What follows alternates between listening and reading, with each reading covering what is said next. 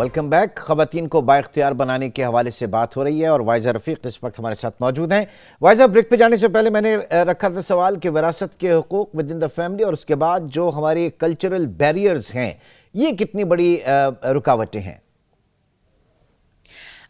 یہ بہت اہم بات ہے, ایک بہت اہم نقطہ ہے جس کی طرف آپ نے توجہ دلائی ہے کہ ہمارے جو کلچرل بیریئرز ہیں یا جو ہمارا کلچر ہے. دیکھیں, ہمارے ہاں جو کلچر کے, ثقافت کے جو بہت بڑے بڑے پروپوننٹس ہیں وہ کلچر کو بہت سلیکٹیولی پک کرتے ہیں اس میں سے چیزیں, اور بہت سلیکٹیو ہو کے ان کو جو ہے وہ امپلیمنٹ کرنے کی کوشش کرتی ہیں. یعنی کلچر کی وہ تمام چیزیں جو مرد کو پروٹیکٹ کرتی ہیں وہ تو بہت اہم ہیں اور ان کو پروپیگیٹ بھی ہونا چاہیے اور ان کو آگے چلنا بھی چاہیے. اور جہاں پہ کلچر جو ہے وہ مرد کے کسی حق کے یا مرد کی آزادی کے خلاف ہوتا ہے,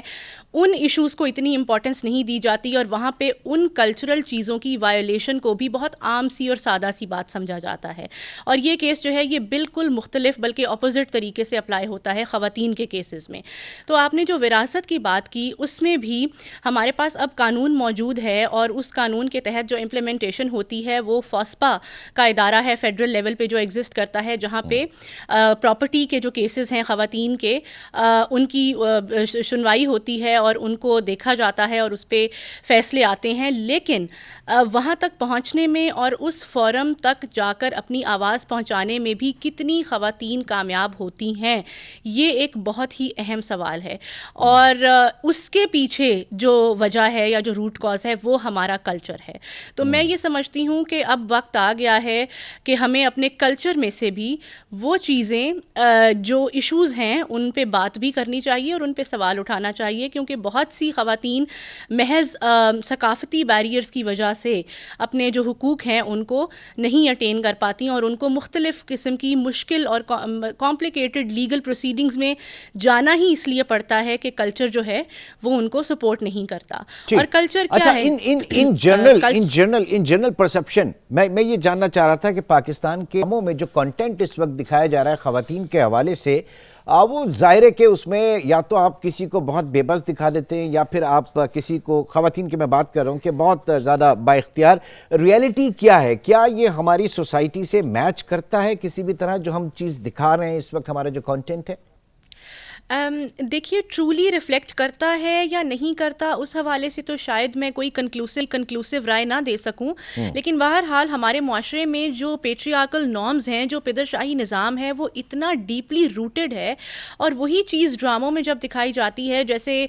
مثال کے طور پہ ڈراموں میں یہ چیز پروپیگیٹ کی جاتی ہے کہ جو اچھی بیویاں ہیں یا اچھی عورتیں جو ہیں وہ مرد سے اختلاف نہیں کرتی, شوہر کے آگے بولتی نہیں ہیں,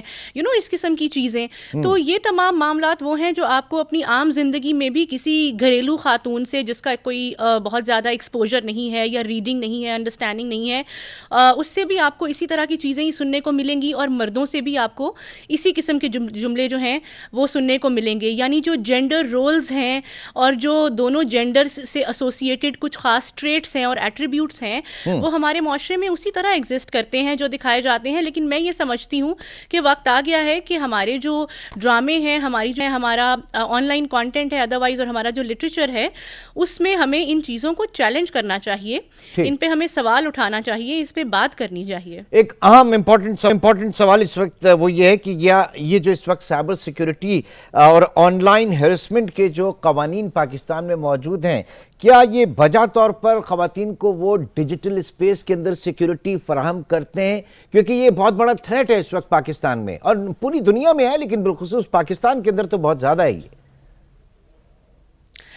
جی بالکل, اور اس کی وجہ سے مختلف اور اوفینسز جو بہت ہی شدید سنگین نیچر کے ہوتے ہیں, جس میں ہیومن ٹریفکنگ ہے, جس میں ڈرگ ٹریفکنگ ہے, اس قسم کے معاملات بھی جو ہیں وہ اسی طرح جنم لیتے ہیں اور انہی کرائمز سے آگے بڑھ کر ہوتے ہیں. جہاں تک پروٹیکشن کی بات ہے, دیکھیں ہمارا جو نظام ہے with respect to cyber security وہ جینڈر نیوٹرل ہے, وہ ایگزسٹ کرتا ہے. ہمارا لیگل فریم ورک ہے, اس میں ہمارے پاس ادارے ہیں, FIA ہے, FIA کا سائبر کرائم سرکل ہے جو نہ صرف صرف پروٹیکشن کے لیے بلکہ اویئرنیس کے لیے بھی ایسے معاملات پہ کافی ایکٹیولی کام کرتا ہے. لیکن جب ہم کچھ خاص انیشیٹوز کی بات کریں یا کچھ خاص اقدامات جو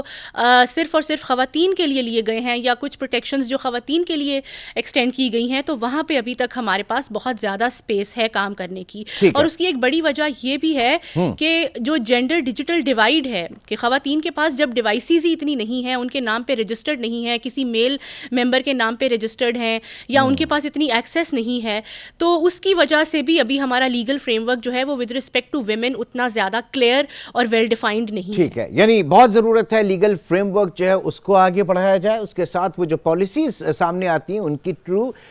جو امپلیمنٹیشن کے حوالے سے کام کرنے کی ضرورت ہے. بہت بہت شکریہ. وائزہ رفیق, ایڈوکیٹ وائزہ رفیق اس وقت ہمارے اسٹوڈیو سے موجود تھی.